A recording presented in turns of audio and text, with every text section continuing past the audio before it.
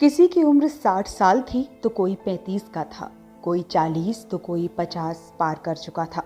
वे 4 भाई थे जिनकी कोरोना से एक एक कर सांसें थमती चली गईं। ये अंतहीन दर्द जिंदगी भर का है। इस वायरस ने न जाने कितने हंसते खेलते परिवारों में कोहराम मचा दिया। राजधानी लखनऊ के नज़दीक इमलिया पूर्व गांव के ओमकार यादव के परिवार की ये कहानी आपको रुला देगी। एक ही परिवार के 8 लोगों की कोरोना से मौत हो गई, जिसमें 4 सगे भाई थे। 22 अप्रैल से 15 मई तक 8 जानों को कोरोना लील गया। घर की 4 बहुएं विधवा हो गईं। सोमवार को एक साथ 5 लोगों की 13वीं हुई। टेबल पर 5 तस्वीरें और उन हंसते हुए चेहरों पर फूलों की माला देख हर किसी का कलेजा फट गया।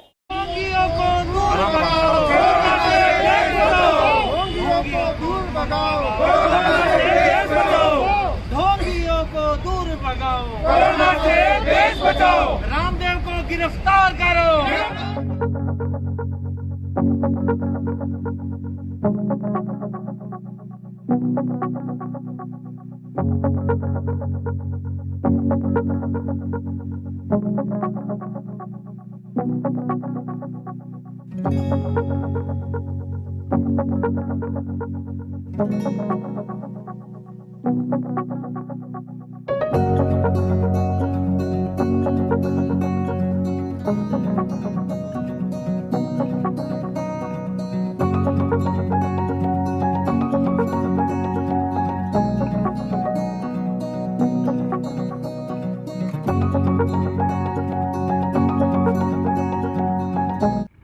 Anno, det er så låt om.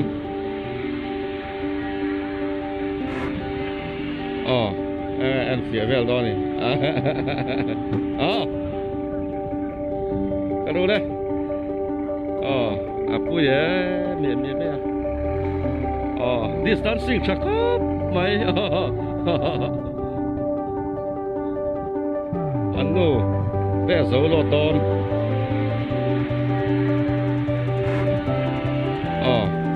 En fyr väl då ni. Kan du det? Aku ya, mian ya. Distancing cakap, mai.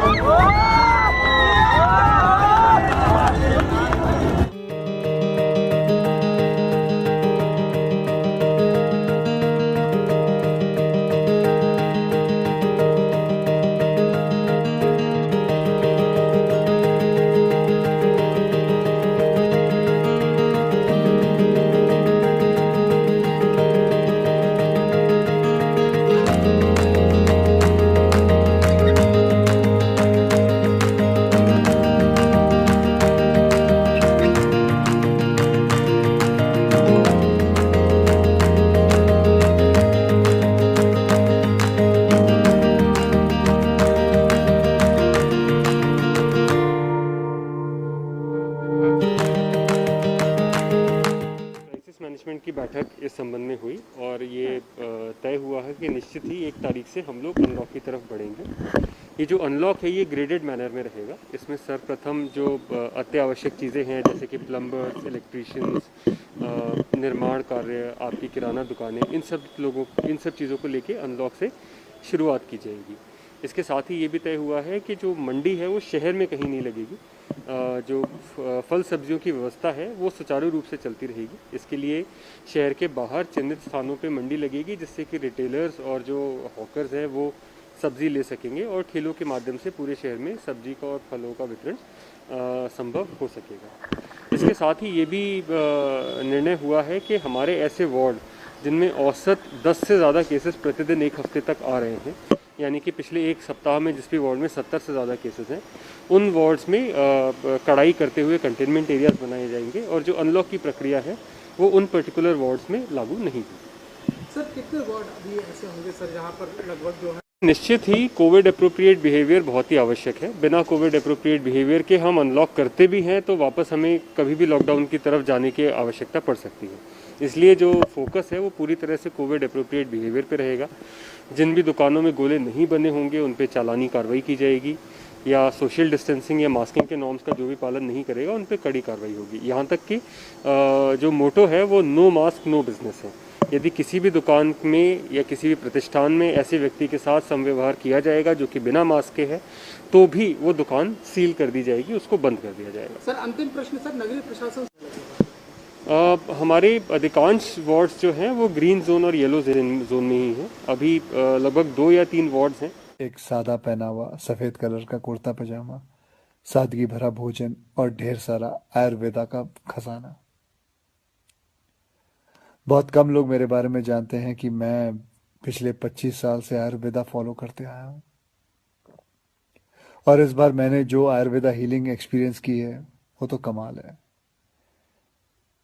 जैसे कभी कभी आपकी कार या बाइक की सर्विसिंग आप लोग करवाते हैं, वैसे 14 दिन मैंने अपने बॉडी की सर्विसिंग करवाई और वहां मैंने ये जाना कि शायद हमें अंदाजा भी नहीं है कि आयुर्वेद के रूप में भगवान ने हमारे देश को कितना बड़ा खजाना दे रखा है और हम इस खजाने की कदर ही नहीं कर रहे। हम अंग्रेजी दवाई की गोलियां खाकर, प्रोटीन शेक पीकर और स्टेरॉइड के इंजेक्शन लेकर जीने को जीना समझ रहे हैं। किसी विदेशी स्पा में जाकर फैंसी मसाज करवा के अच्छी सेहत ढूंढ रहे हैं। और मजे की बात बताऊं कि वही विदेशी लोग जिनके इलाज हम अपना रहे हैं वो हिंदुस्तान में आकर हमारे आयुर्वेदा से अपनी ट्रीटमेंट करवाते हैं। क्या यार, कब समझेंगे हम अपनी चीज की कीमत को। देखो भैया, मुझे एलोपैथिक दवाई या उसके इलाज से कोई प्रॉब्लम नहीं है, वो अपनी जगह बहुत अच्छी है, बहुत सही है। लेकिन हम अपनी ट्रेडिशनल मेडिसिन के तरीकों को क्यों भूल रहे हैं? जैसे आयुर्वेदा हो गया, योगा हो गई, नेचुरोपैथी हुआ, सिद्धा हुआ, उनानी, होम्योपैथी की वैल्यू को क्यों भूल रहे हैं? हाँ, मैंने ये भी सुना है कि आयुर्वेदा दवाई में वगैरह में कभी कभी कुछ लोग हैं जो चीटिंग करते हैं, धोखेबाजी करते हैं, उन चीज़ों में कुछ मिलावट कर देते हैं, लेड या आर्सेनिक जैसी चीज़ें मिला देते हैं। लेकिन अगर आप सही ऑथेंटिक जगह जाओ तो मैं शर्त लगाने को तैयार हूँ कि आपके शरीर में ऐसा कोई बीमारी नहीं है जिसका इलाज हमारे ट्रेडिशनल इंडियन मेडिसिन सिस्टम में ना हो। आपको पता है हमारी गवर्नमेंट में एक फुल फ्लेज मिनिस्ट्री है आयुष नाम से, जो अल्टरनेट सिस्टम ऑफ मेडिसिन को इनकरेज करती है। मैं कहीं पढ़ा भी था कुछ महीने पहले कि गवर्नमेंट ने तो ये भी अनाउंस किया है कि अगर आप रजिस्टर्ड आयुर्वेद सेंटर में इलाज करवाते हो तो आपको बिल्कुल वैसे ही इंश्योरेंस बेनिफिट मिलेंगे जैसे कि कोई और हॉस्पिटल में मिलता है। और हमारे कई जनरेशन पुराने ये इलाज के तरीके ना सिर्फ, मैं आपको बताऊं, नेचुरल है बल्कि एकदम साइंटिफिक भी है।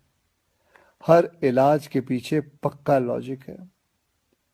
पर हमारा ना वो कुछ वैसा ही हाल है जैसे वो मुहावरा है ना, दिया तले अंधेरा। बेस्ट इलाज हमारे अपने देश में है पर ढूंढने जाएंगे उसे फॉरेन देशों में, ढेर सारा पैसा खर्च कर देंगे। आपको पता है जिस आयुर्वेदिक आश्रम में मैं अभी कुछ दिन बिता के आया हूं, वहां मैं अकेला हिंदुस्तानी था, बाकी सब अंग्रेज थे। यार, वो हमारे देश में आके ठीक हो सकते हैं और हम नहीं। ये बात कुछ हजम नहीं हुई। और बाय गॉड, अब भगवान के लिए ये मत सोच बैठना कि मैं ये सब किसी आयुर्वेदा कंपनी या सेंटर का ब्रांड एम्बेसडर बन के बोल रहा हूं। ये बातें मैं अपने खुद के बॉडी का ब्रांड एम्बेसडर बन के कह रहा हूं। और मैं चाहता हूं कि आज से विनती करता हूं कि आप सब भी अपने बॉडी के ब्रांड एम्बेसडर खुद बने। सिंपल और हेल्दी लाइफ जीना सीख लें और दिखा देते हैं इस दुनिया को कि हमारे आयुर्वेदा और योगा जैसे हिंदुस्तानी तरीकों में जो ताकत है वो किसी अंग्रेज के केमिकल इंजेक्शंस में नहीं है। भैया करके देखो यार, मेरी गारंटी है कि मेरी तरह हर